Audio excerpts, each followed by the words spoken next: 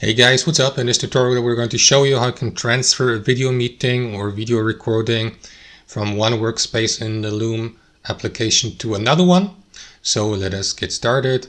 So guys, head over to the desktop or a web application of Loom, log into your account and select the workspace in the top left corner.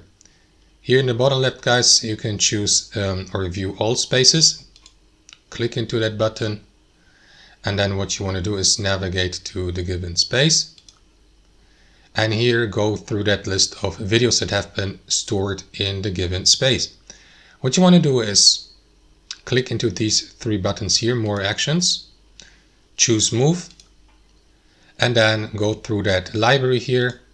And you may choose a different space or create a new folder, for instance, within the given space or in the library, and move it to the given space within your workspace. Click into move here, and that's how it works guys. Thanks for watching and have a fantastic day.